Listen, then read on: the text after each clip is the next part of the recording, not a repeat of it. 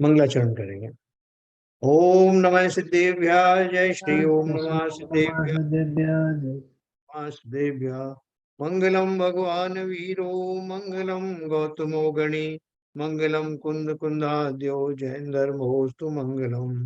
सर्व मंगल मांगल्यम सर्व कल्याण कारकम, प्रधानम सर्वधर्माणाम, जैनम जयतु शासनम, जैनम जयतु शासनम, जैनम जयतु शासनम। ज्ञानार्णव ग्रंथ हमारा चल रहा है, जिसके अध्याय नंबर 20 में इंद्रिय जय का उपदेश चल रहा है। अभी तक हमने जो है 20-21 जो है उसमें दोहे पढ़े हैं।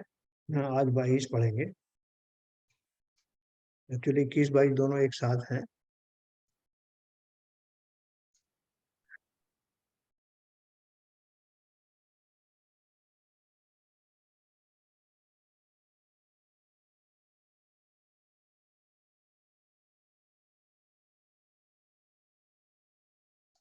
इंद्रियाणि न गुप्तानि, नाभ्यस्तश्चित्त निर्जयः, न निर्वेदः कृतो मित्रं, नात्मा दुखेन भावितः। एवमेवापवर्गाय प्रवर्तेर्ध्यान साधने, स्वमेव वंचितं मूढ़ैर्लोकद्वय पथच्युतैः।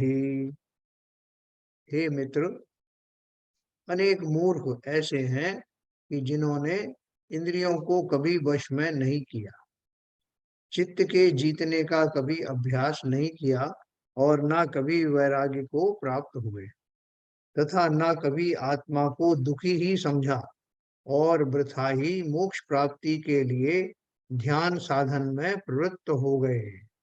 देखो, बहुत ध्यान से सुनना। उन्होंने अपनी आत्मा को ठग लिया, और वे इस लोक और परलोक दोनों ही से भ्रष्ट हो गए। ये अपन ने पहले भी ये एक दोहा आया था इस तरह का, ये थोड़ा और विस्तार से है।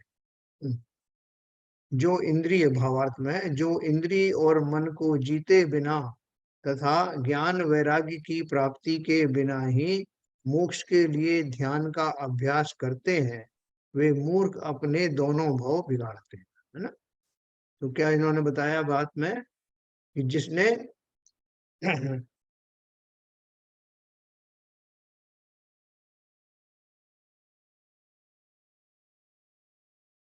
जिन्होंने इंद्रिय को कभी वश में नहीं किया, अर्थात वश में तो हुई नहीं, और कोई ना उनको ऐसा करने का कोई भाव आया, ना उन्होंने कभी ऐसा अभ्यास ही किया है, तो फिर कैसे वैराग्य भी नहीं, तो ध्यान लगाने का भाव उनके अंदर कैसे आ गया। तो बोल रहे हैं कि और इनमें से कोई भी ऐसी चीज नहीं हुई जिसकी वजह से स्वतः ही सहज में ही जीव को ध्यान करने के या इस मार्ग पर बढ़ने के भाव आते हैं। देखो, आचार्य कहते हैं कि उपदेश उसी को देना चाहिए जिसको ये संसार में कुछ दुख महसूस होता है, दुख निस्सार महसूस होता है ये संसार, वही उपदेश ग्रहण करने के योग्य हैं, उन्हीं को उपदेश समझ में आएगा, और वही उसको श्रद्धा पूर्वक ग्रहण करेंगे। बाकी आप किसी को चलते फिरते आदमी को उपदेश देना शुरू कर दो, भैया ध्यान लगाया करो, भैया ये सब किया करो, उसको आपकी बात ना तो सुहाएगी ना समझ में आएगी, वो उसको नेग्लेक्ट कर देगा, क्योंकि उसको उसका उसमें कोई तथ्य उसको समझ में ही नहीं आता कि कुछ है उसमें। तो इसलिए जो लोग बोलते हैं कि संसार में दुख कहाँ है, और ऐसे कहने वाले एक नहीं, आपको बहुतायत में ऐसे ही मिलेंगे जिन्हें संसार में कहीं दुख दिखाई नहीं देता। वो हमारी बात सुन सुन के अचंभित हो जाते हैं कि हम बोलते हैं कि संसार में साफ सुख है ही नहीं, दुख से भरा हुआ है। मुझे पता नहीं तुमको दुख कहाँ से नजर आता है।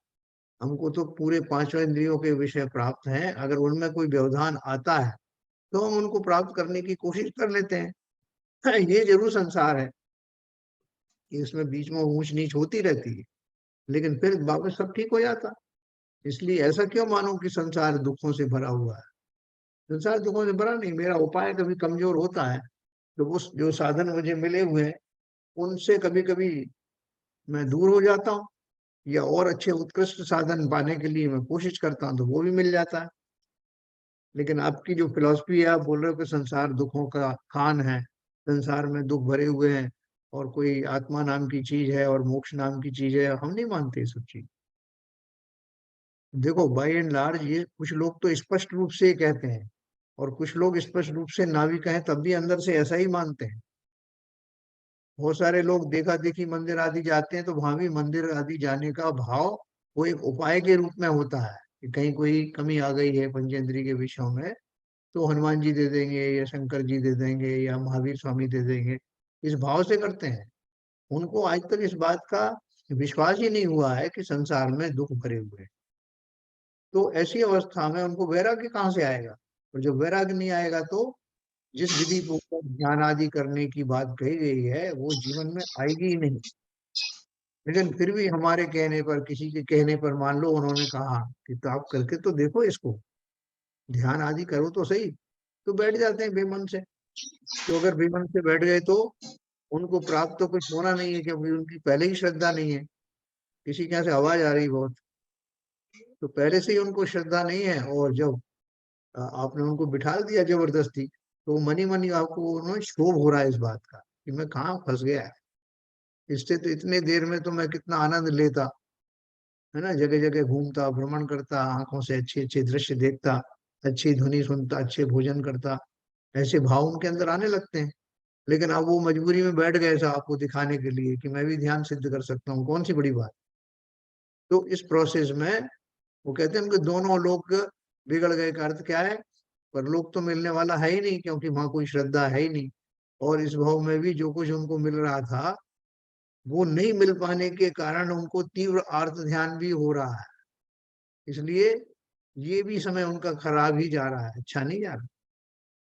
ऐसे भावों से किए जाने वाले ध्यान आदि से कोई शुभ बंध भी नहीं होते, कोई पुण्य आदि की प्राप्ति भी नहीं होती। तो इसलिए उन्होंने ये बहुत अच्छे से समझाया कि पहले तो हम अपने आप को टटोलें कि हम कहाँ खड़े हैं। हमें आचार्यों की बातों पर विश्वास है क्या? मोक्ष नाम की कोई वस्तु है क्या? संसार दुखों का सागर है क्या? जब तक हमें भली भांति न प्रतीत होने लगे, वो भले प्रतीत क्यों नहीं होता, क्योंकि आप देखो कोई धन धान्य से भरा हुआ परिवार है, सब तरह से संपन्न है, उसे कोई असुविधाएं हैं ही नहीं, तो वो अगर शास्त्र भी पढ़ेगा तो उसको लगेगा नहीं कि ये बात जो है कहीं से रेलिवेंट है। लेकिन इसके विपरीत ऐसे लोग भी हैं जो चक्रवर्ती की पदवी को धारण किए हुए हैं, समस्त प्रकार के सुख मौजूद हैं, दुख का लेश इन्होंने देखा नहीं, लेकिन फिर भी शास्त्र के इन वचनों को अपने पूर्व संस्कार के वश में, पूर्व संस्कार के कारण और स्वयं के इस भाव के पुरुषार्थ के कारण उनको ये बात भली प्रकार से समझ में आने लगी। इसलिए उन्होंने, जो कहने का उनका अर्थ क्या है कि जब तक जीव को ये बात रुचिकर ना हो, अच्छी तरह से समझ में ना आए, तब तक वे इस मार्ग पर प्रशस्त होते नहीं, इस मार्ग पर लगते नहीं। इसलिए अगर उनको नहीं लग रहा है तो उनको उपदेश देने की आवश्यकता भी नहीं है ना। अपन ने वो पढ़ा था संस्कृत में, उपदेशो ही मूर्खाणाम न किम प्रयोजनम पयोपानम भुजंगानाम केवलम विषवर्धनम। मूर्खों को उपदेश देने से कुछ प्राप्ति होती नहीं, जिस तरह सर्प को दूध पिलाने से जहर ही बढ़ता है। तो यहाँ वो उसी बात की वो कह रहे हैं। एक सेकंड।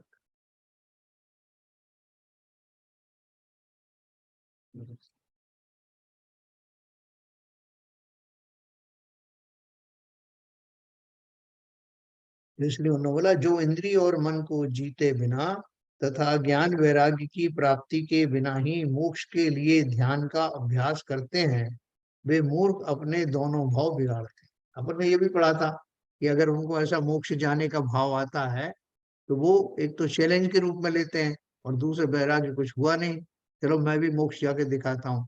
तो मोक्ष तो चले जाते हैं, लेकिन कैसे जाते हैं? एक इंद्रिय जीव बन करके, निगोदिया जीव बन करके उस मोक्ष महल के क्षेत्र में तो जन्मते हैं, लेकिन सशरीरी एक इंद्रिय का शरीर लेकर के जन्म। मोक्ष तो पहुंच गए, लेकिन किस रूप में पहुंचे? तो इसलिए हमें भली भांति सोचना है, एनालाइज करना कि संसार में दुख है या सुख है। अगर हम खाली देखा देखी कर रहे हैं कि नहीं साहब लोगों ने कहा और मैं जैन कुल में जन्म लिया है इसलिए मुझे भी ऐसा मानना चाहिए, कोई जरूरी नहीं है, आप बिल्कुल मत मानिए। क्योंकि ऐसा मानने से तो उल्टा ही है, नुकसान ही है, जब तक लॉजिकली आप समझे नहीं। अपने आप ये बताया कि शास्त्रों को भी, जिनेन्द्र देव की वाणी को भी सुन करके स्वयं ही, सिर्फ सुन करके विश्वास मत कर लेना, उसकी परीक्षा करना, लॉजिकली सोचना। परीक्षा का अर्थ क्या है? लॉजिकली सोच के देखना कि ऐसा है क्या, तब उसको स्वीकार करोगे तो वो आपके स्मृति से विस्मृत नहीं होगा और उस पर दृढ़ता निरंतर बनी रहेगी। तो ये जो जितनी भी अभ्यास करने की बातें आ रही हैं, वो अपने जीवन में घटने वाली सभी घटनाओं को भली प्रकार से देखना कि क्या मैं सुखी हूँ? संसार के समस्त जीव, समस्त गतियों में रहने वाले जीव, जिनमें मैं भी रहा, वो सुखी हैं क्या? आप कहोगे हो सकता है उन गतियों में नहीं रहा हूँ सुखी, लेकिन अभी तो सुखी हूँ ना। मनुष्य पर्याय में, पंचेंद्रिय पर्याय में तो सुखी हूँ ना। इतने सारे सुख मुझे भौतिक सुख मिले हुए हैं। और वास्तव में आपको ऐसा ही लगेगा जब तक कि हम शास्त्रों के माध्यम से कही हुई बातों के रहस्य को ना जान लें, या बहुत सारे लोग जब उनके जीवन में कुछ ऐसा प्रतिकूल घटित होता है, तब उनको थोड़ी देर के लिए ठहराव आता है, थोड़ा सा चिंतन होता है। इसलिए अगर हमारे जीवन में कभी कोई प्रतिकूलताएं, कष्ट भी आए, तो उसको पॉजिटिवली लेना। वो सचेतक हैं, हमारी आंखें खोलने वाले हैं। पंचेंद्रिय के विषयों में या संसार की हर अवस्था में जो सुख देख रहा था, एक झटका तो अवश्य लगता है। तो संसार में सब तरह के लोग हैं। एक तो वो जिन्होंने कभी इस बात का विश्वास नहीं किया, दूसरे कभी जिनको कभी दुख का सामना नहीं करना पड़ा, तीसरे जो हैं जिनको न केवल सुख ही सुख मिले हुए हैं, फिर भी उनका चिंतन अलग प्रकार का होता है। ऐसे विविध प्रकार के व्यक्ति जीवन में हमको मिलेंगे लोग। तो जो उन्होंने लास्ट सेंटेंस कहा कि अगर हमें संसार में दुख दिखाई नहीं देते हैं, तो उसका अर्थ ये है कि हमने वास्तव में उस मर्म को समझा नहीं। वैराग्य हमारे जीवन में बहुत दूर है।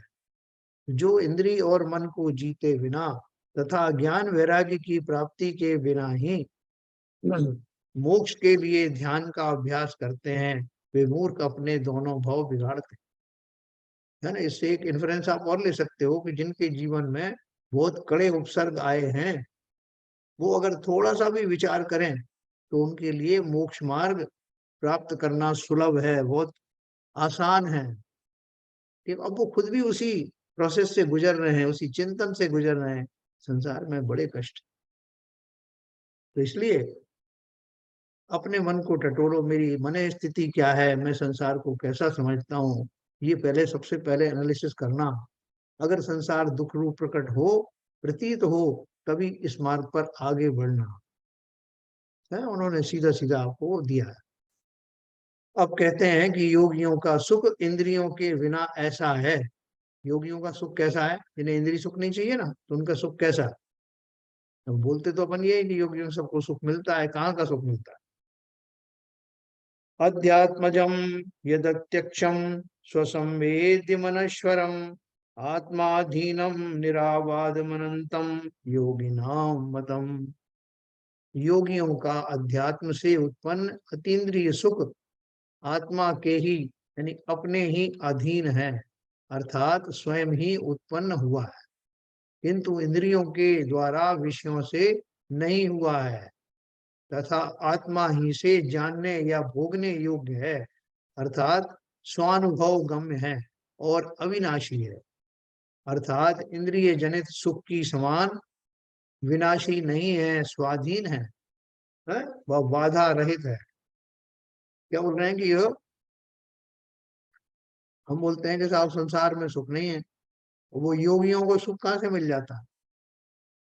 आप बोलते हो इंद्रिय जन्य सुख में सुख नहीं है, तो उनको कौन सा सुख मिल जाता है? वो जब इंद्रिय जनित सुखों का भोग नहीं करते, लेकिन फिर भी कहा जाता है कि वो परम सुखी है, तो कहाँ से सुखी हो गए, किस प्रकार से सुखी है?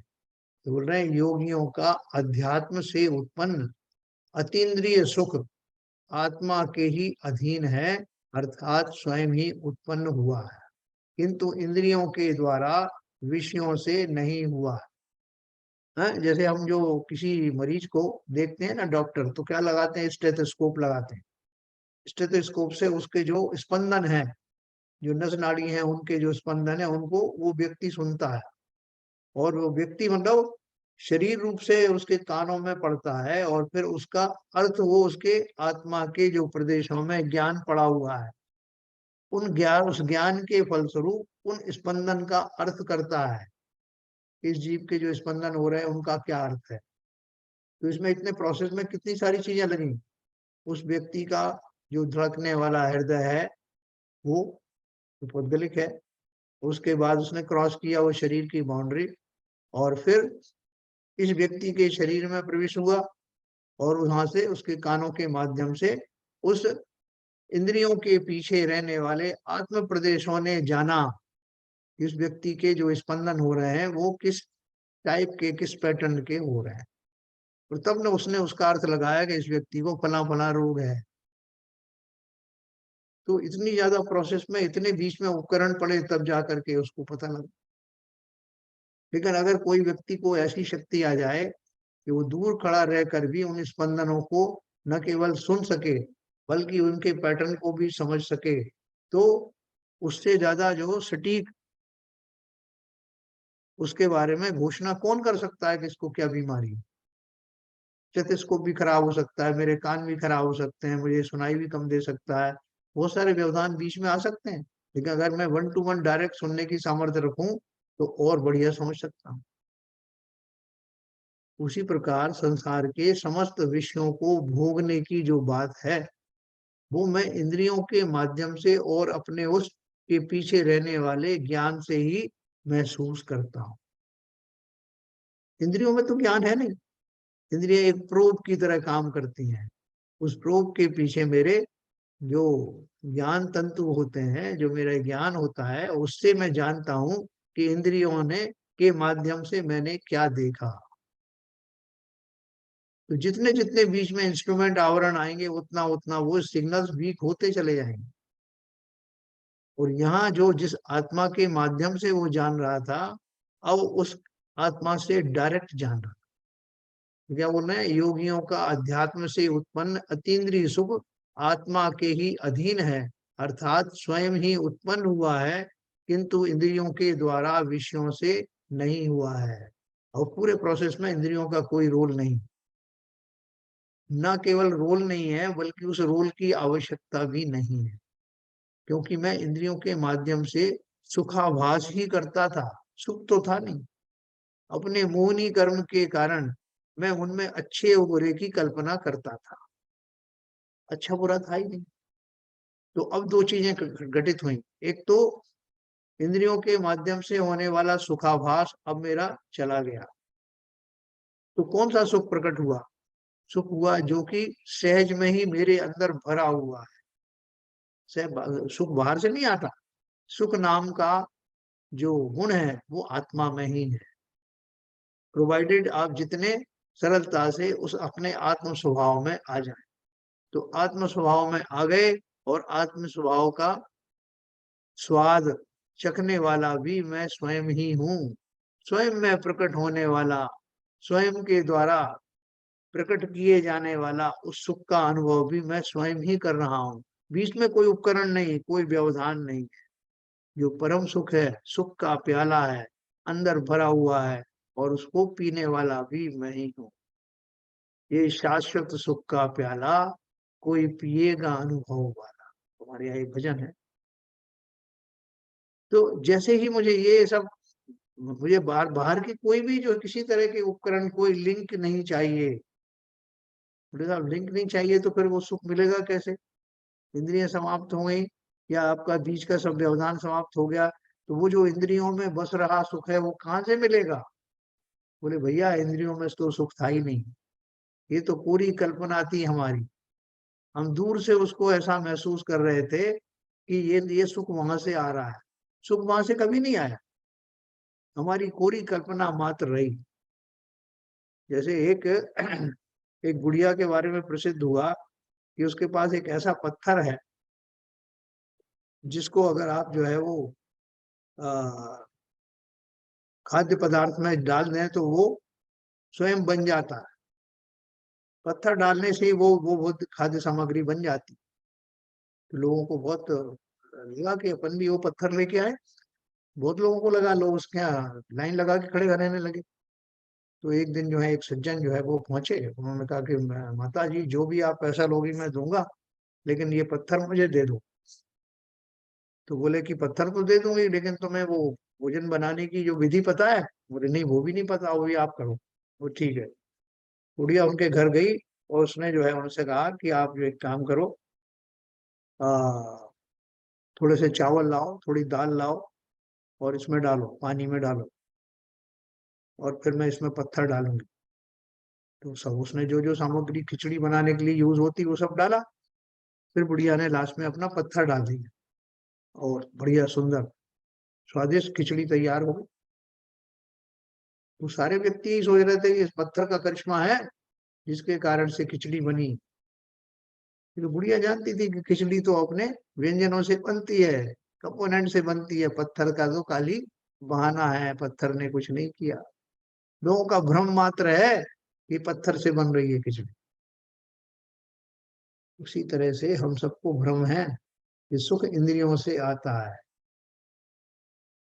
असली सुख तो अंदर ही भरा है, वो भोज्य सामग्री जैसे खिचड़ी की पहले से डाली हुई थी, ऐसे ही अंदर में वो सारा सुख की सामग्री मौजूद है।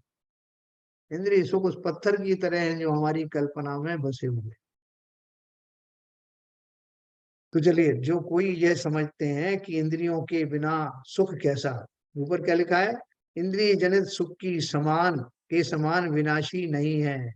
स्वानुभवगम है ना, आत्मा ही से जानने योग्य है, अर्थात स्वानुभव गम्य है, और अविनाशी है, अर्थात इंद्रिय जनित सुख के समान विनाशी नहीं है, स्वाधीन है। वह बाधा रहित है, अर्थात जिसमें कुछ भी बिगाड़ या विघ्न नहीं होता, तथा अनंत अर्थात अंत रहित है।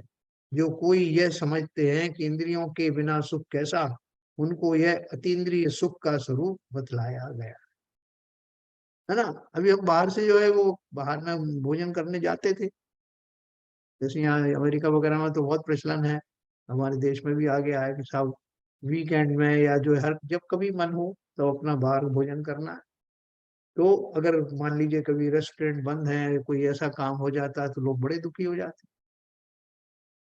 हैं। लेकिन जिनके पास पर्याप्त घर में ही सब तरह की व्यवस्थाएं हैं, वो इससे दुखी नहीं होते। घर में ही है ना साहब, कभी भी उठाओ खा लो, एक से एक बढ़ के पकवान बने हुए रखे। यहाँ तो मिलते हैं ना 6-6 महीने भर से बने हुए आपके रोटी पराठे ये वो सब अपने आप ही मिलने लग गए। तो कहने का अर्थ ये है कि अगर हमारे पास ही वो सब सुविधाएं हैं, तो हमें पराधीनता लगती नहीं, कोई बात नहीं, बाहर नहीं मिले तो नहीं सही, जब मर्जी आएगा खा लेंगे। ऐसी पराधीनता इंद्रिय सुखों में होती है।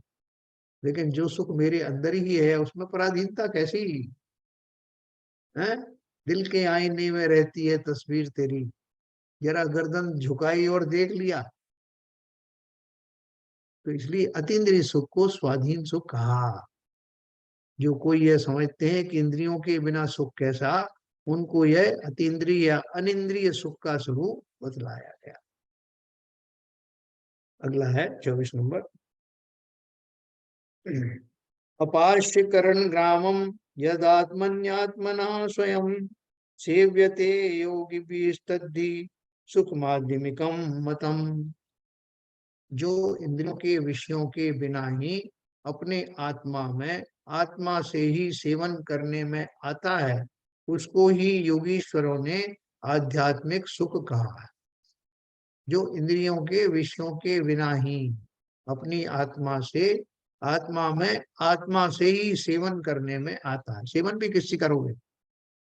हाँ, सेवन भी स्वयं ही स्वयं से ही करता है। कोई चम्मच की जरूरत नहीं होती, भाई साहब ये खीर तो दे दी आपने, चम्मच तो लाओ, किससे खाऊंगा मैं? यहाँ कोई चम्मच की आवश्यकता नहीं। वो प्याला मैं स्वयं हूँ, पीने वाला भी स्वयं हूँ। इसलिए उस शाश्वत सुख का स्वाद बिना किसी उपकरण के डायरेक्ट होता है। इसे ही आत्मा योगीश्वरों ने आध्यात्मिक सुख कहा है। 25 नंबर पढ़ेंगे। आपात मात्र रम्याणि विश्वोत्थानि देहिनाम विष्पाकानि पर्यन्ते विद्धि सौख्यानि सर्वथा। हे आत्मन, जीवों के विषय जनित सुख कैसे हैं कि सेवन के आरंभ मात्र में तो कुछ रम्य भासते हैं, परंतु विपाक समय में सर्वथा विष के समान ही जानिए। हैं? सेवत लागे नीके, ये भजन है बहुत सारे। हे आत्मन, जीवों के विषय जनित सुख कैसे हैं कि सेवन के आरंभ मात्र में तो कुछ रम्य भासते हैं, परंतु विपाक समय में सर्वथा विष के समान ही जानिए। आप देखो, एक एक सुख के बारे में आप सोच के देखना। आप बहुत देर से टीवी देख रहे हो, थोड़ी देर बाद में आप बोर हो जाओ। वो समय सबका अलग अलग हो सकता है, लेकिन आप बोलो मेरे बहुत हो गया, बस करो, आंखें दर्द करने लग गई, क्या देखना है इनको, छोड़ो, फिर देखेंगे। तो थोड़ी देर के बाद में आपका उससे मोह भंग हो जाता है। समय अलग अलग हो सकता है, तो हो सकता है आप पिक्चर देख रहे हो तो आप पूरी देखने को मजबूर है, जो भी है, लेकिन उसके बाद में फिर आपकी आपको आंखों की रेस्ट चाहिए, आपका दिमाग भी जो है अब उस तरफ नहीं चल रहा है, तो आप उसको बंद कर दो। इसी तरह संगीत सुनने का है, थोड़ी देर तो आपको अच्छा लगेगा, लेकिन उसके बाद में आपको लगेगा थोड़ी देर बंद करो यार, खामोश रहें, शांत रहें, अच्छा लगा। अब करके देखना। इसी तरह भोजन आदि का है, आप कितना भोजन करोगे, तो और डाल दूं क्या, नहीं नहीं अरे साहब नहीं, उबका ही आ जाएगी। नहीं नहीं, अभी तो आपको बहुत अच्छा लग रहा था, उसकी एक लिमिट थी, उसके बाद में बंद। इस तरह संसार के समस्त पांचों इंद्रियों के भोगों को शुरू प्रारंभ में सेवन करते समय अच्छा लगता है, लेकिन बाद में वो न केवल बुरे लगने लगते हैं, कई कई विषयों का तो बहुत दुष्परिणाम आने लगते हैं। अत्यधिक भोजन कर लिया, गरिष्ठ कर लिया, पेट में गैस बनने लगी, पेट में दर्द होना शुरू हो गया, या बहुत ज्यादा संगीत सुना, आंखों पे जो है, सिर पे जो है कष्ट आना शुरू हो गया, तो ये सब जो अच्छे लग रहे थे वही काल में जा करके वो सर्वथा निरर्थक लगने लगते हैं, बहुत ज्यादा दुख देने वाले लगने लगते हैं। ये आप करके देखना, और हम सब करते भी हैं, लेकिन इस पर चिंतन कभी कम करवाते हैं। 26 नंबर है, ऋषिकतस्कारीणीकम चित्त दुर्गान्तराश्रितम पुंसाम विवेक माणिक्यम हरत्येवानिवारितम।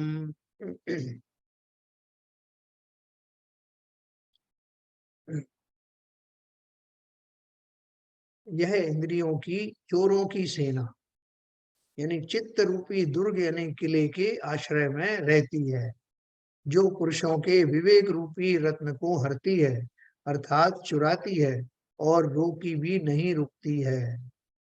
हाँ?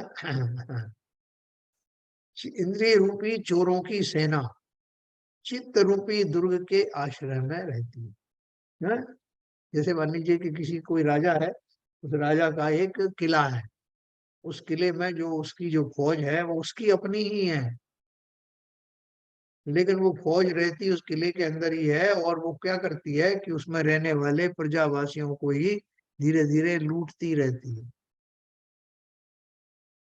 तो कुछ लोगों को तो पता है कि हम लूट रहे हैं, और कुछ को पता भी नहीं चलता, क्योंकि उन्होंने अंधे होकर के विश्वास कर लिया है कि जो कुछ भी अंदर है वो सब मेरा ही है, मेरे ही तो है।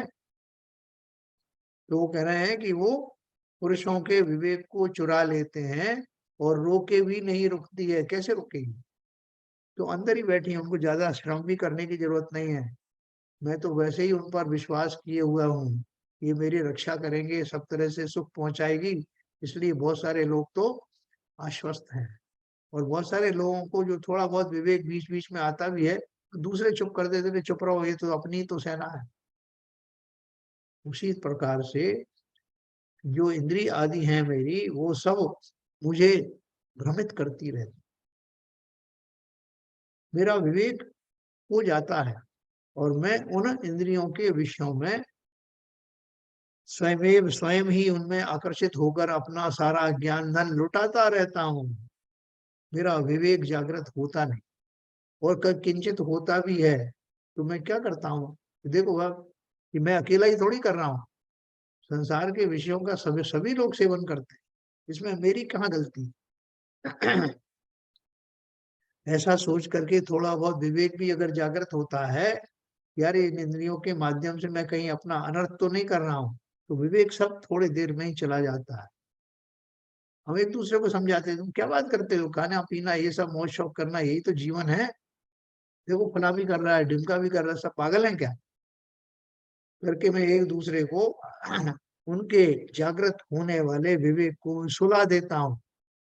तुम देखो ज्यादा चक्कर में मत पड़ो, संसार का नियम है, ये मनुष्य देह मिली, इसका पूरा पूरा लाभ उठाओ, भरपूर सुखों को, इंद्रिय सुखों का वेदन करो, खाओ पियो मौज करो मस्त रहो।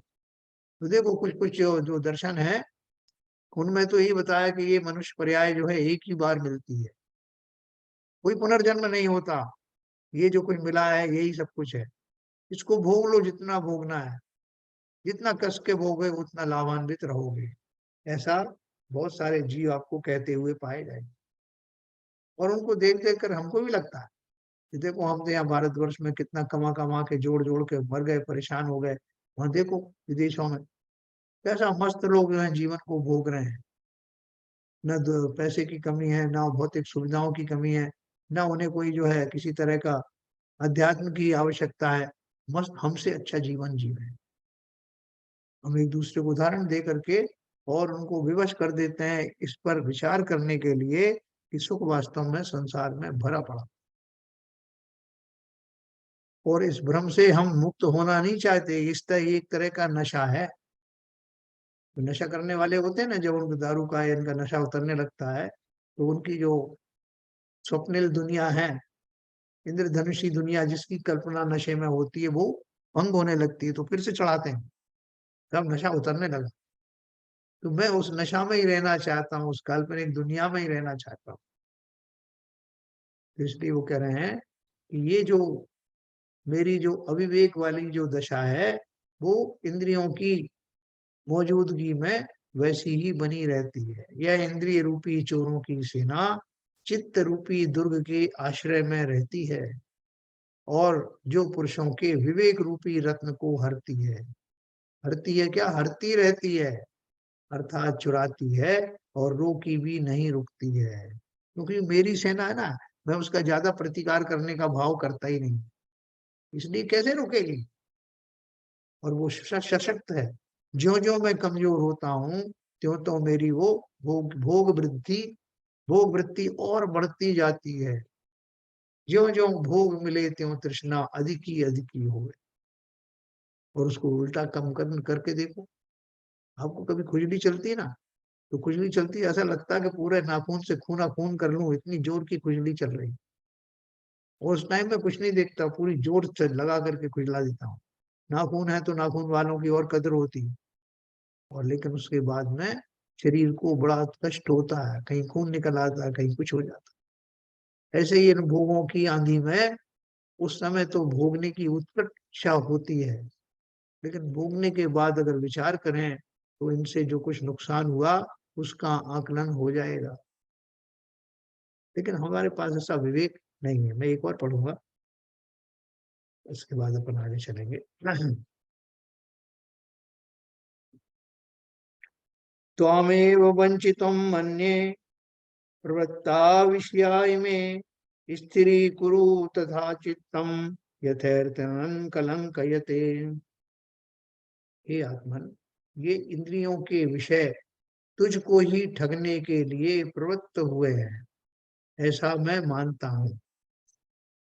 इस कारण चित्त को ऐसा स्थिर कर कि जिस प्रकार उन विषयों से कलंकित ना हो। ये इंद्रियों के विषय तुझको ही ठगने के लिए प्रवृत्त हुए हैं। देखो अपन को एक बार एक शंका भी आती है कि अगर संसार में दुख है तो ये मुझे सुख के रूप में प्राप्त क्यों हुए, ये इंद्रियां मुझे मिली ही क्यों है, और मुझे आनंद आता है। आप ये कैसे कैसे कैसे कह सकते हो कि ये सब होता है दुख के कारण। बढ़िया सुस्वादु भोजन करता हूँ तो मुझे बहुत आनंद आता है, बढ़िया बढ़िया संगीत सुनता हूँ, दृश्य देखता हूँ तो बहुत आनंदित होता हूँ। आपने कैसे कह दिया कि ये सब जो है इंद्रियां मुझे ठगने के लिए आई हैं। ये तो इंद्रियां मुझे अपने पुण्य का लाभ उठाने के लिए मिली हैं। और आपको क्या क्यों ईर्ष्या है मेरे इस जो है सब मुझे जो सुख मिला हुआ है, वो तो इसलिए मिली है। आपने बताया ना कि पुण्य के प्रताप से मिली, पुण्य मैंने किया था और ये मुझे मिली है। अब मेरा टर्न है इसको भली प्रकार से भोगूं, इसमें क्या गलती है। वो क्या बोल रहे हैं, अपन इस बात की भी चर्चा करेंगे कि वास्तव में इंद्रियां मुझे ठगने के लिए है या मुझे अवार्ड देने के लिए हैं, मुझे मेरा पुरस्कार देने के लिए आई हैं और मुझे अपने हुए पूर्व में किए हुए पुण्य का लाभ देने के लिए आए हैं। तो इससे आपको क्या परेशानी है? अपन इसके ऊपर चर्चा करेंगे अभी।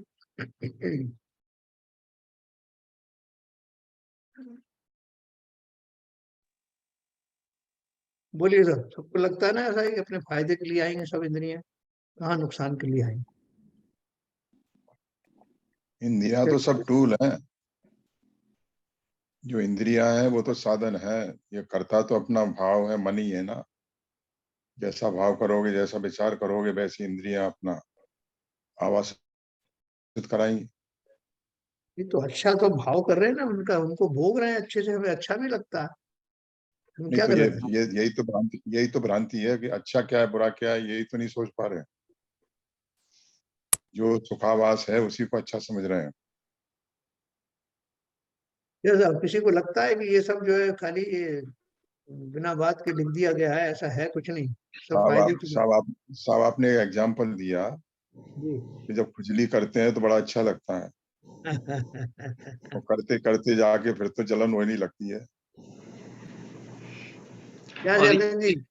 यदि इंद्रियां सारी यदि सुखावास देती हाँ, तो हमेशा देती, फिर थोड़ा सा करने से ही फिर आदमी को क्यों उसमें विरक्ति हो? मतलब यदि कंटिन्यूअस नहीं मिलता ना उसमें, यदि आपको खाने की इंद्री है आपकी, रसना इंद्री है, हाँ, तो आप एक बार खाने के बाद में तृप्त हो जाने के बाद में फिर आपको कुछ भी तो नहीं खाते। जब वो हाँ, इंद्री सुख ही देती है तो फिर कंटिन्यूअस खाने देना चाहिए, या फिर बिल्कुल आपको सही तो है। फिर मतलब, तो वो इंद्री बेसिकली उसके लिए नहीं है। वो मतलब आपको सिस्टम बता रहा है कि आपके लिए जो रसना इंद्री है वो शरीर को पालन करने के लिए तो है, लेकिन वो पूरा एकदम रस लेने के लिए नहीं है। वो आपको बराबर बताता है, आपको इंडिकेशन देता है। आप उसको मिसयूज कर रहे हैं। हाँ, मिसयूज कर रहे हैं। बिल्कुल क्या सही ललित कहा जी, आपने। आपको ललित जी को लगता है कैसे? अगली इंद्रिय सुख, जैसे आपने कहा कि ये जो है उनको पूर्व भाव में जो हमारे पूर्ण कर्म थे उनके उदय से हाँ, ये मिले हैं। तो अभी ये मिलने पर हमारे पास चॉइस है कि हम इनको समता भाव से बगैर कषाय के इनका उपयोग करें, उपभोग करें, या हम कषाय के साथ करें एक्चुअली। क्योंकि अगर हम इसमें और मतलब लिप्त होके इन विषयों में लिप्त हो जाएंगे, और तो हमको और पाप का बंध होगा एक्चुअली। क्योंकि फिर हमारे कर्म बंध बढ़ते जाएंगे और फिर, लेकिन अगर हम समता भाव रखेंगे, इनमें लिप्त नहीं होंगे, तो मैं समझता हूँ कि ये मतलब जीव के ही ऊपर है कि हम किस तरह से इसका भोग कर रहे हैं। फिर मिले तो पुराने के पुण्य के कर्म के स्वरूप, पर अगर हम इसको नहीं रखते हैं, अपने समता भाव से नहीं रखते, इनमें कषाय करने लगते हैं, तो हमारे कर्म बंद होते रहेंगे और पाप बंद हो जाएगा। देखो ललित जी, ऐसा है कि अपन प्रैक्टिकल भी बात करो ना, ये तो शास्त्रीय बात है, लेकिन प्रैक्टिकली आपको नहीं लगता कि ये सब जो आनंद को देने वाली है, इंद्रियों के जो विषय हैं, इनको भोगने में कोई हर्ज नहीं है, पुण्य से प्राप्त हुई है, इसमें क्या नुकसान क्या है? नहीं, नुकसान ये है कि इनमें हम गृहता आने लगती है एक्चुअली। एक बार हम विषय में इसमें उलझ जाते हैं तो हम हाँ, वहां पर नहीं रुकते एक्चुअली, हाँ, और हम उसमें और फंसते जाते हैं एक्चुअली। तो इसलिए अगर हम इसमें एकदम लिप्त होकर करेंगे तो हमारे पाप बंद बढ़ अवश्य ही होंगे एक्चुअली। और समता भाव में जैसे लिप्त नहीं हो, एक निर्विकल्प रूप से इनका उपयोग करेंगे तो नहीं होगा। ये दलदल की तरह है, जैसे उसमें एक पैर फंसा है तो फिर फंसते ही चले जाते हैं, निकलने का कोई मौका नहीं मिलता। नहीं, लेकिन जब ये पूर्ण कर्म का उदय होगा तो ये इंद्रिय सुख के तो आपको मिलेगा ही एक्चुअली। अब वो आ गया है, जो दलदल आ गया है, उस हम्म, दलदल में से कैसे पार पाना है एक्चुअली। तो दलदल में फंस जाना है, या हम्म, दलदल के ऊपर रहते हुए भी हमारे पास कुछ ऐसा है कि हम्म। हम इस जो पुण्य का उदय है उसमें भी हम अपने विचारों को, भावों को शुद्ध रखते हुए इनका उपयोग करेंगे। तो बहुत अच्छी बात सॉरी आपने कही। सर, आज वो हाँ, बोलो। सॉरी सर, आज मीटिंग है, मैं जा रहा हूँ। अच्छा, हाँ ठीक है सर, ओके। तो देखो एक ही बात है यहाँ पर, जो आपने पढ़ा होगा, जो वैराग्य भावना हमारे यहाँ एक है, वैजनाभ चक्रवर्ती की एक जो है, उसमें शुरू में ही लिखा है, बीज राख फल भोग वे ज्यों किसान जग माहि, है ना, त्यों चक्री धर नित करें, ऐसा कुछ है, धर्म विसारे नाहि। जो किसान, जो कैसे किसान होता है, उसकी जब फसल आती है तो उसमें से कुछ वो धन निकाल लेता है, कुछ अनाज को निकाल लेता है जो बीज के काम में आती है बाद में, उसको खाता नहीं, उसको नष्ट नहीं करता, क्योंकि उस बीज के कारण ही तो उसको ये फसल प्राप्त हुई, उसको निकाल के रख देता है, और फिर बाद में जो बचा हुआ है उसका भोग करता है, सेवन करता है, क्यों उसको जीवन जीना भी है।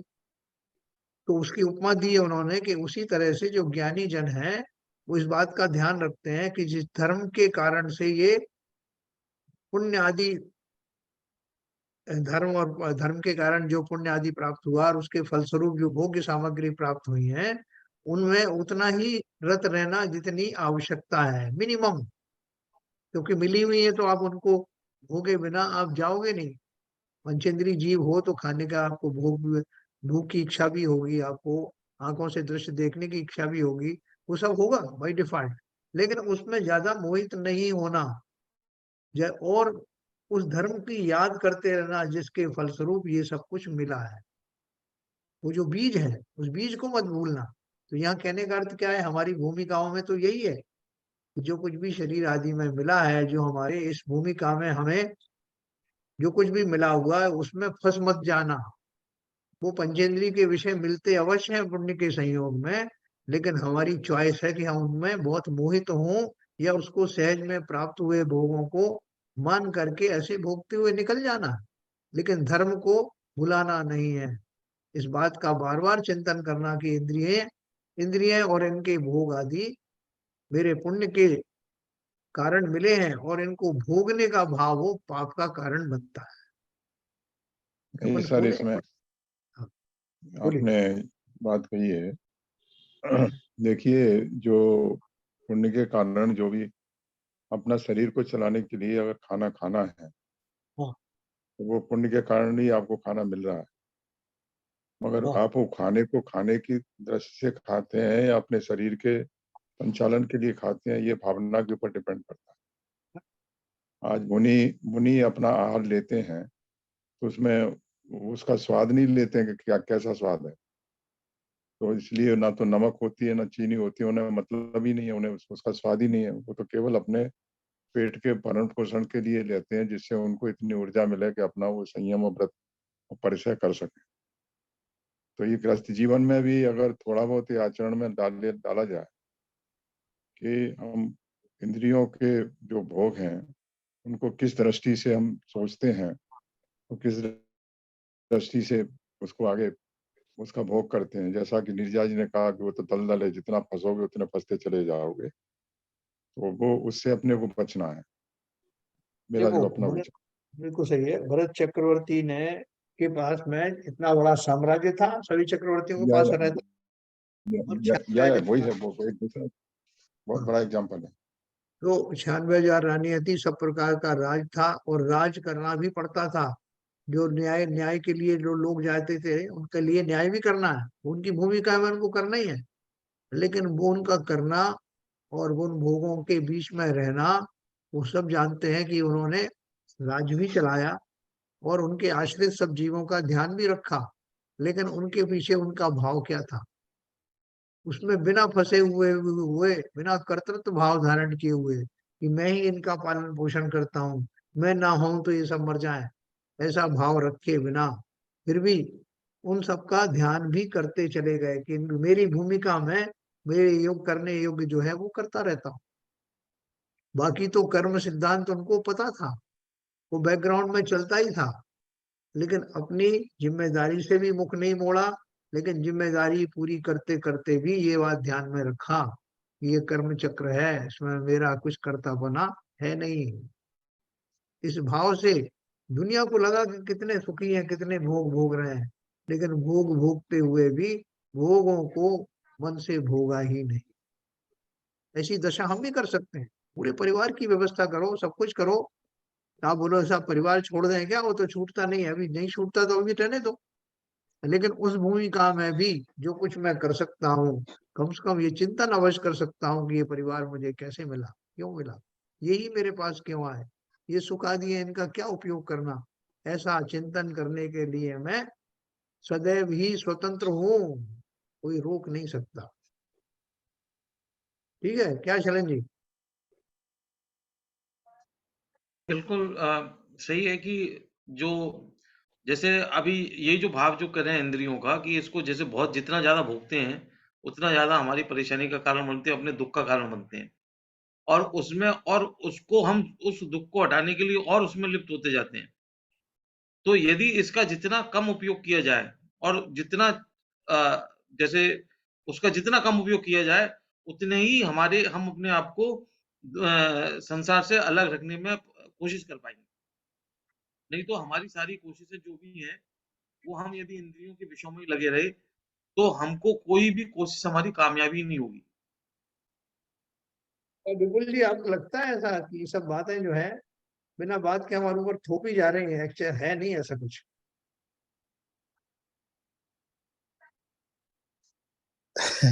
नहीं सर, ऐसा नहीं लगता, क्योंकि ऐसा महसूस किया है, कि दुखी दुख है। ऐसा सर वही अप्रिशिएट कर पाते हैं जीव जिन्होंने थोड़ा सा सोचा इस बारे में या थोड़ा सा महसूस किया है। तो अगर किसी ने इस बारे में सोचा नहीं है, ज्यादा इस पे मतलब इम्पोर्टेंस नहीं दी है इस चीज को, या कभी ज्यादा गहराई में सोचने की कोशिश नहीं की, तो एकदम से नई बार सुनेंगे तो लगता है कि ये तो कुछ थोड़ा सा अलग सी बात है, शायद ऐसा हो ही भी सकता है, नहीं भी हो सकता है। लेकिन अगर आपने थोड़ा बहुत इसके बारे में गंभीरता से सोचा है, तो फिर बिल्कुल क्लियर हो जाता है कि जो शास्त्र में लिखा है वो सही ही है। भाई देखो, जिस तरह से हमें सुख के बारे में बोला जाता है कि ये जो इंद्रिय सुख बेकार हैं और इनसे कुछ नहीं होता, तो इसके विपरीत जो हमको असाता का उदय होता है, जिसमें हमारे हम जो रोगी हो जाते हैं या गरीब हो जाते हैं या और कई तरीके की तकलीफें शुरू हो जाती हैं, तो वो उनको दुख कहा जाता है। तो उनके मुकाबले में तो ये सुख है ना। तो हमको सर्वथा दुख है संसार में, ऐसा क्यों कहा जाता? देखो अभी इसके बारे में, अभी मेरे बहन जी भी हैं साथ में, थोड़ा उद्बोधन उनसे भी लेते हैं, तो नहीं उसमें सर, कुछ ये ऐड तो करेंगे। बिल्कुल ठीक है, बिल्कुल बिल्कुल सही बात है। अगर बहुत ज्यादा आसाता के कंपैरेटिवली में अगर आप न्यूट्रल स्टेज में हो तो डेफिनेटली वो सुख है। हाँ, तो अगर आपको वो सुख है, तो उस समय आपकी अगर साता है, तो आपका उपयोग कहाँ पे लगाना है वो, अब आपके पास दो चॉइस हैं, या जीव के पास दो चॉइस हैं, या तो उस साता में मग्न होके उसको और ज्यादा उसमें लिप्त हो जाए, उसको और भोगने की कोशिश करे, उसमें और ज्यादा खुशियां मनाए, या फिर अपने कर्मों का धन्यवाद दे, या भगवान प्रभु को धन्यवाद दे कि मेरे पास साता है, तो मेरे पास अभी इतनी क्षमता है कि मैं अपना उपयोग उस शाश्वत जीव की तरफ लगा सकूं, जिसकी जो कि परमानेंट है। तो वहां पे अगर साता है तो डेफिनेटली वो बहुत ज्यादा जब असाता होता है, दुख होता है, दर्द होता है, उस टाइम से तो वो साता है। उसको हमें अब उस साता को हम किस वे में उपयोग करते हैं वो आगे का फ्यूचर डिसाइड करेगा। बहुत बढ़िया बात कही आपने। मतलब वो पेनल्टी कॉर्नर मिल गया, उसको गोल में बदलने की आवश्यकता है। किसी की भूल के कारण वो पेनल्टी कॉर्नर आपको मिल गया, उसको आप अपने लिए उपयोग में लाओ, गोल कर दो। उसी प्रकार से वो जो पूर्व में असाता कर्म के उदय में जो कुछ आपको दृश्य सामने दिखे हैं, अब उन दृश्यों वो दृश्य विस्मृत हो रहे हैं, और अब मौका है कि ऐसे दृश्य फिर ना खड़े हो, इसका उपाय कर लेना। ठीक है, देखो बहन जी भी थोड़ा ऐड करेंगे इसमें। बहन जी थोड़ा बताइए। क्या बताए, वही के वही तो खड़े हैं। हमें तो ये हम अगर हमें ये लगता कि इंद्रियों के विषय दुख के कारण है, तो हम उनके हाँ, पीछे भग रहे होते क्या? हमने तो अभी तक एक भी नहीं छोड़ा, सभी इंद्रियों के पीछे भोग भोग के फिर भी बराबर उनके पीछे भग रहे हैं, चाहे भले ही वो दुख दे रहे हैं तब भी भग रहे हैं। तो ना, हमें कहाँ लगता है अभी ऐसा कि ये दुख के कारण है? अगर दुख के कारण लगते तो क्यों उनके पीछे भगते फिर हम। सही। लेकिन क्यों नहीं लग रहा है हमको? जैसा शास्त्रों में कहा है वैसा हमें क्यों नहीं दिखाई देता? हाँ तो ये लगी, यही तो समझ में नहीं आ रहा है ना। उसका कारण तो यही है कि हमें इनमें आनंद आ रहा है। अगर हमें इसमें दुख महसूस होता है तो हम लग जाते हैं, बस सुन रहे हैं, एक कान से सुन रहे हैं, दूसरे से निकाल दे रहे हैं। आचार्य की बात सुनने तो बैठ गए कि शायद कुछ बढ़िया सा और अच्छा से मिल जाए, और अच्छे से भोग मिल जाए। इसलिए बैठ गए सुनने। ये साहब वो एग्जामिनेशन है कि जिसमें 0.001% लोग इसमें सक्सेस हो पाते हैं। कोशिश तो बहुत लोग करते हैं और वो जो कोशिश कर जाते हैं वो तर जाते हैं। जैसे बोलते हैं ना कि भाई जिसको आईआईटी में जॉब मिल गया तो वो भाई उसका भाई ये जिंदगी तो निहाल हो गई उसकी। तो वैसे ही इसमें जो कर लेता है कोशिश और निकल जाता है तो उसको संसार से में ऐसी पोजीशन मिल जाती है। तो वास्तव में देखा जाए तो ये जो हम लोग कर रहे हैं, ये विद्यार्थी हैं इसके, और इसमें वास्तव में जो पुरुषार्थ करेगा और जो अपनी इंद्रियों को छोड़ने की कोशिश करेगा, वो कुछ आगे बढ़ पाएगा। मैं अभी ये दावा नहीं कर रहा हूँ कि वो बन जाएगा, लेकिन कुछ तो आगे बढ़ पाएगा। एक लेवल तो उसका आगे बढ़ेगा। यही हम इसको सोच सकते हैं। बाकी बहन जी तो सही बोल रही हैं कि हम लोग कहाँ छोड़े हैं अभी। सब कुछ तो वहीं वैसा की वैसा ही है। देखो वास्तव क्या है कि ये इतना आसान नहीं है, इसलिए आचार्यों ने तरह तरह के उदाहरण दिए। जैसे अपन ने एक उदाहरण पढ़ी कि खाज खुजावत नीकी लागे, फिर तन अति दुख पावे। है ना, अपन ने खाज का उदाहरण समझा। ये पंच इंद्रिय के भोग मुझे अच्छे लग रहे हैं, लेकिन ये बाद में आचार्यों ने आपको शब्दों के द्वारा ही तो समझा सकते हैं। उन्हें समझाने की कोशिश की, बहुत सारी उदाहरण दी, और फिर ये भी कहा कि देखो भैया, जो संसार विषय सुख हो तो तीर्थंकर क्यों त्यागे। है ना, काहे को क्या बोलते हैं, वन में क्यों जाते और क्यों ये सब तपस्याएं करते। ये सब उदाहरण है अपन को दिए, तरह तरह के लॉजिक्स दिए कि कहीं से हो सकता है कुछ क्लिक हो जाए। लेकिन जो हमारी जब काल लब्धि आती है तो वो काल लब्धि आने पर ही ये सब सुलभ होता है। लेकिन हमें पता नहीं ना काल लब्धि कब आ जाएगी, इसलिए हम प्रतीक्षा कर रहे हैं, अपने मन को पुष्ट कर रहे हैं। दो तीन तरीके से कर रहे हैं कि आचार्य जो है अगर कुछ कह रहे हैं जिनके प्रति मेरी श्रद्धा है तो वो सही ही कह रहे होंगे। मुझे समझ में नहीं आ रहा, ये बात अलग है, इसलिए लेकिन फिर भी टकटकी लगाए उस दिन का इंतजार कर रहा हूँ, क्षण का इंतजार कर रहा हूँ जब जैसा वो कह रहे हैं वैसा ही मुझे भी समझ में आने लगे। समझ में नहीं आ रहा है तो इसको मैं इससे छोड़ूंगा नहीं। अपन किसी ऊंची क्लास में जाते हैं पहले पहले, और वो बहुत सारी चीजें बताते हैं। हिंदी मीडियम वाला जो बच्चा जो अंग्रेजी मीडियम में चला जाता है, इंजीनियरिंग में चला गया, तो शुरू शुरू में तो वो कोशिश करता है सुनने की, समझने की कि क्या कह रहे हैं। जब उसको सुनने लगता है, समझने लगता है, तब उसको वो अप्रिशिएट करता है। तो ऐसे ही हम सब जो है अभी उस नौका में सवार तो हो गए हैं, लेकिन अभी मझधार में है। अभी वो किनारा भी दिखाई तो नहीं दे रहा है, लेकिन विश्वास है कि जो मुझे इस नौका में लेके जाने वाला है वो विश्वसनीय है, प्रामाणिक है, अवश्य ही मेरे गंतव्य तक मुझे पहुंचा देगा।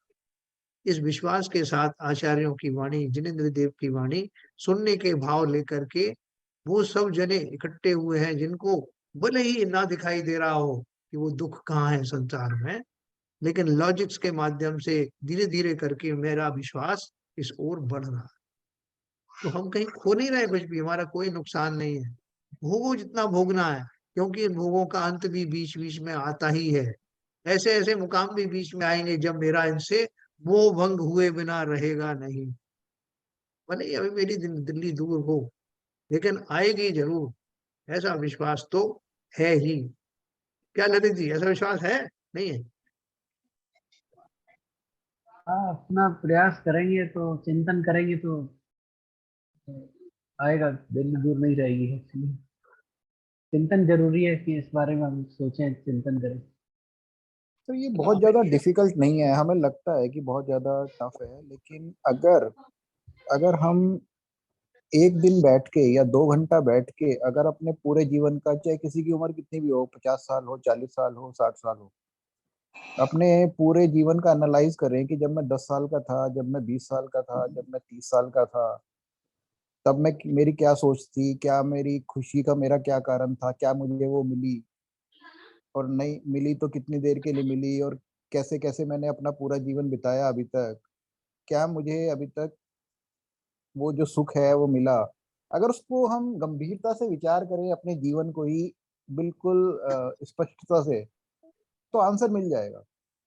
कोई बहुत बड़ी बात है नहीं, लेकिन हम उतने ध्यान से बैठते नहीं है, कभी अपने जीवन को रिवाइज करते नहीं है, क्योंकि किसी के कहने से या शास्त्रों में लिखने से या ये भी कहने से कि तीर्थंकरों ने या चक्रवर्ती ने क्यों छोड़ा, उससे भी बात इतना समझ में नहीं आती जब तक हम अपने जीवन को, अपने आप को एनालाइज नहीं करें।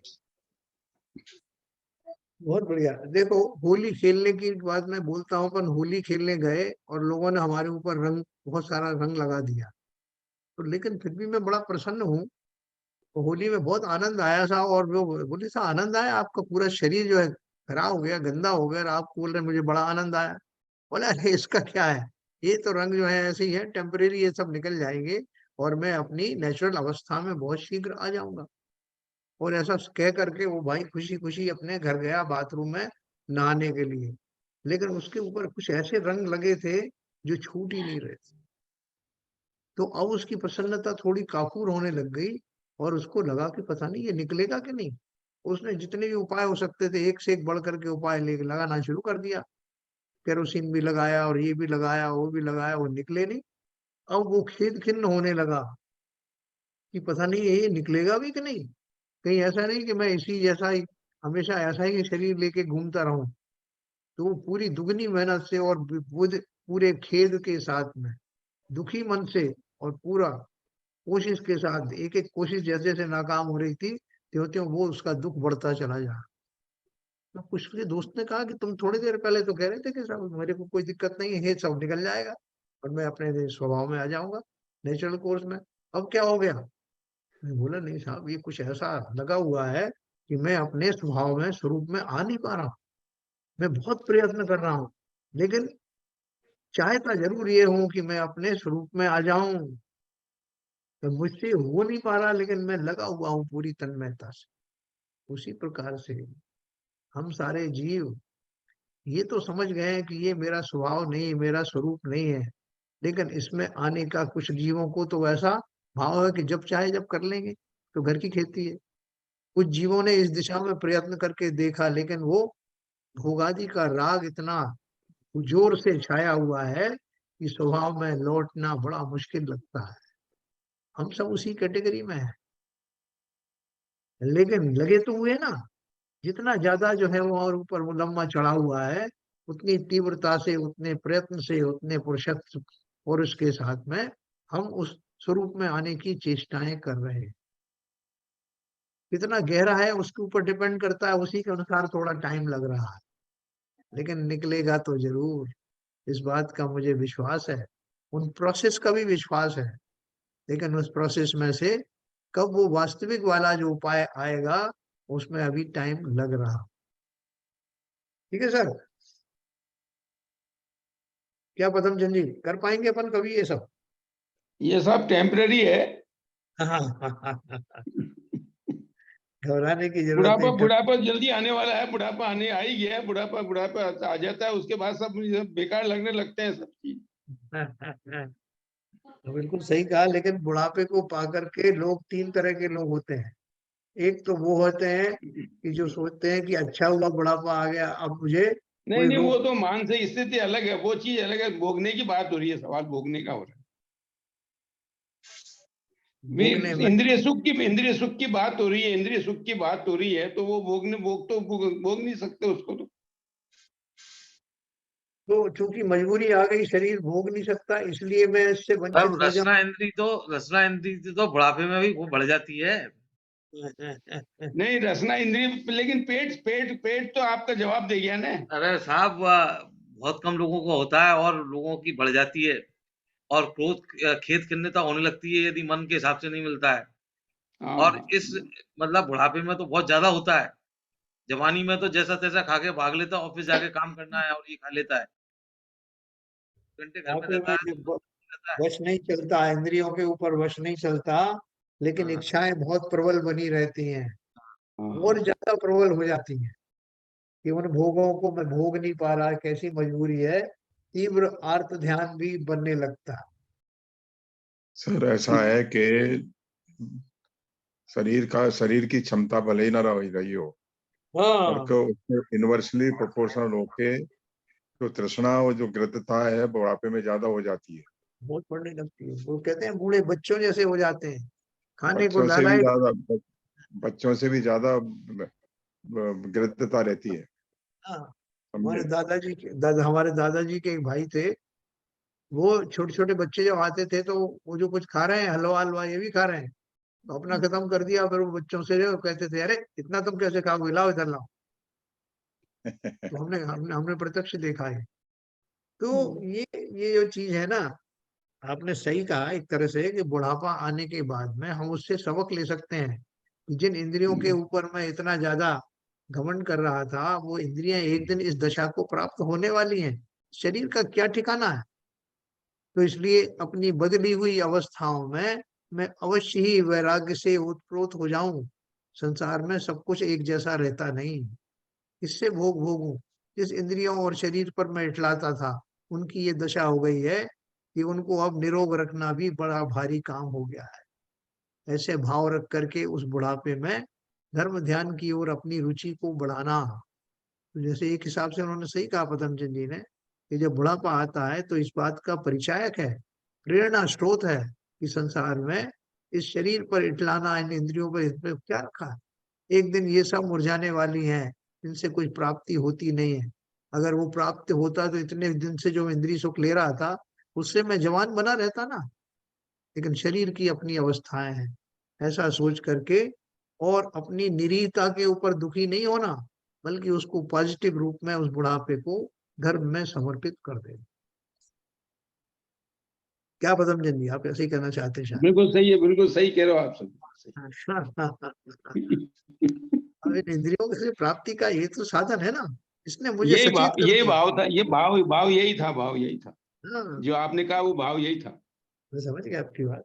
ये बुढ़ापे का अर्थ ये है कि अब देखो, अब जीवन कितना शेष रहा है, मैंने वो जीवन में जितना कुछ भोगा उनसे मुझे क्या परमानेंट कुछ लाभ हुआ क्या। क्या क्या मिला उसका से? इसलिए पूरा समर्पित कर देना है इसको बुढ़ापे को। एक वृद्ध व्यक्ति से किसी ने पूछा कि भैया ये बुढ़ापा आपको कैसा लगता है, उसने कहा बहुत अच्छा लगता है। बोले क्यों? बोले अगर ये बीच में नहीं होता तो मैं कब का मर गया होता। हाँ? बुढ़ापे ने रोक लिया मुझे, एक स्टेज ये भी मिल गई। लेकिन बुढ़ापा इस बात का आपको एक प्रेरणा स्रोत है कि अगर कुछ रह गया है, जो कुछ मैं नहीं कर पाया हूं, अब रुक करके इसका पूरा पुनरावलोकन करूं, मैंने जीवन में क्या पाया और जो कुछ नहीं पाया वो अब कैसे प्राप्त किया जा सकता है। ये आपको एक बीच की मंजिल मिलती है, अवश्य ही इसका लाभ उठाया जा सकता है। ठीक है सर। चलिए, अच्छा हमारा आज भी डिस्कशन हुआ, क्योंकि लोगों बट को सर आज ये जो बात है ना, जो हम बुढ़ापे की करते हैं, ये सर थोड़ा सा सही नहीं है। बिकॉज ये एक मैसेज कहीं ना कहीं जाता है कि धर्म तो जो है ना बुढ़ापे में कर लेंगे, या अब तो हम सब कुछ काम से फ्री हो गए, अब तो हमें धर्म पे लगना चाहिए। फिर एक मैसेज ऐसा जाता है कि अच्छा, इसका मतलब हो गया कि धर्म का काम जो है ना जब रिटायर हो जाएंगे तब करेंगे। वो एक मतलब सही नहीं है। ये तो आपको शुरू से करना पड़ेगा, नहीं तो फिर बुढ़ापे में भी नहीं कर पाएंगे। दैट इज देखिए ये ऐसा एक है, मैसेज ये तो। हाँ वो जो पदमचंद जी ने जो बात कही मैंने उसको जस्टिफाई किया, लेकिन वास्तव में तो उसका दूसरा पहलू अपन देखें तो बुढ़ापे में मेरा जो न केवल इंद्रिय शिथिल हो जाती हैं, न केवल शरीर शिथिल हो जाता है, बल्कि मेरा जो संकल्प है वो भी डगमगाने लगता है। मैं उतना जो है बलपूर्वक उन संयम आदि को ग्रहण नहीं कर पाता जिनका जीवन भर अभ्यास ही नहीं किया। इसलिए ये सोचना कि बुढ़ापे में ही करूंगा, ये तो किसी तरह से संभव है ही नहीं। मैंने तो खाली ये बात कही है कि अगर किसी के कोई मान लो चूक जीवन भर में हो भी गई है, तब भी बुढ़ापा एक ऐसा स्थान है जहाँ उसका ऊपर चिंतन किया जा सकता है कि क्रॉस मैंने करेक्शन कर सकते हैं। हाँ, नहीं, मैंने ये नहीं कहा कि बुढ़ापा ही वास्तव में संयम का नहीं स्थान है, तो नहीं। जैसे बहुत से लोग भी आज मतलब अनजाने में भी बोल देते हैं ना, अरे अभी हमारा कौन सा, अभी इतना समय आ गया कि हम देखेंगे बुढ़ापे में तो सही। जिनका वो ऐसा तो एक चिंतन है कहावत है ना, तो ऐसा बोलते हैं वो बुढ़ापे में भी निकल पाते हैं। नहीं ये उल्टी कहावत है ना, आज करे सो कल कल करेंगे परसों, अभी जल्दी क्या है, अभी तो जीना है परसों। वर्षों हाँ अभी देखो, लोगों ने अपने पूरी कहानी अपन ने पढ़ी है। किसी ने अपने सर में सफेद बाल देख करके वैराग्य हो गया, किसी ने सामने देखते हुए बादलों को बिखरते हुए देख करके वैराग्य हो गया। तो वैराग्य होने के लिए कोई एक जरा सा ही अनुमान काफी है। तो किसी किसी को पूरे बाल सफेद हो गए तब भी कुछ नहीं हुआ, लेकिन वो जिनके बाल सफेद हुए उनको जो वैराग्य हुआ उसका अर्थ क्या था? उसका अर्थ ये था कि जीवन का कोई भरोसा नहीं है। जिन इंद्रियों के बल पर मैं इटलाता था वो बहुत जल्दी जवाब देने वाली हैं, इससे पहले कि मेरा बल सामर्थ्य समाप्त हो जाए। क्यों ना जैनेश्वरी दीक्षा धारण करके अपना पराक्रम वहां दिखाऊं, उसका उपयोग उसमें करूं। ऐसे भाव के साथ में वो शूरवीर की तरह उस भरी जवानी में भी उस सबको त्याग देते। तो जवानी से ही शुरू होता है। युवावस्था में जो धर्म कर सकते हैं बुढ़ापे में थोड़ी होता है।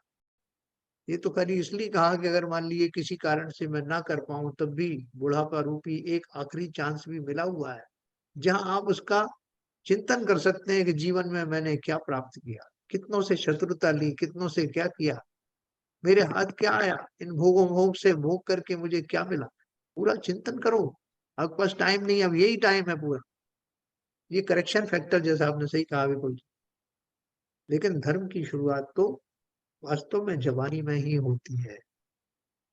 हमारे सब तीर्थंकर हैं ना, उनकी काफी आयु बाकी थी और वो तो कुछ सुनिश्चित ही थे उनका। बाकी देखो महावीर स्वामी ने कितनी आयु में, कितनी उम्र में जो है ना दीक्षा धारण कर ली, 30 साल की उम्र में शायद 30। तो ये सब जो है हमें चिंतन का विषय है। इस बात का इंतजार मत करना कि बुढ़ापा आएगा तब देखेंगे। बुढ़ापे में क्या देखोगे कुछ पता नहीं है। बड़ी हुई इच्छा शक्ति, इच्छाएं भोगों की हो सकता है आखिर तक पीछा ना छोड़े, तब मेरा संकल्प भी उतना दृढ़ नहीं होता जो जवानी में होता है। तो चलिए सब हम लोग सब संकल्पित हों। हम सब जहां भी हैं अभी जवान ही हैं, भले ही हम 70-75 के भी होने को जा रहे हैं, तब भी अगर हमारा चिंतन इस दिशा में अभी उचित प्रकार से बना हुआ है तो हम सब युवा ही हैं। क्या बिगड़ा है हमारा? जब जब जागो तभी सवेरा। ऐसा तो चलो अपन सब जो है फिर से अपने इस विश्वास को, इस संकल्प को निरंतर दृढ़ बनाए रखें। कभी मेरा क्या बिगड़ा है, अभी तो मैं जवान। किस लिए जवान हूं? उस नियम संयम साधना को करने में मेरा अभी कुछ बिगड़ा नहीं है।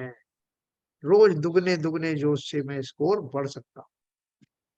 चलिए इसी भाव के साथ में जिनवाणी स्तुति करेंगे।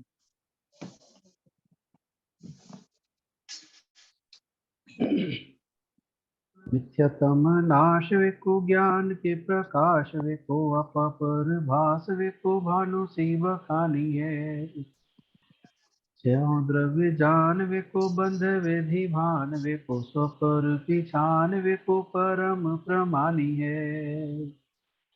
अनुभव बताए विको जीव के जताए विको काहू न सताए विको भव्य और आनी है। जहाँ तहाँ तार विको पार के उतार विको सुख विस्तार विको यही जिनवाणी है। ये जिनवाणी भारती तो जपू दिन रैन, जो तेरी शरणा गए सो पावे सुख चैन।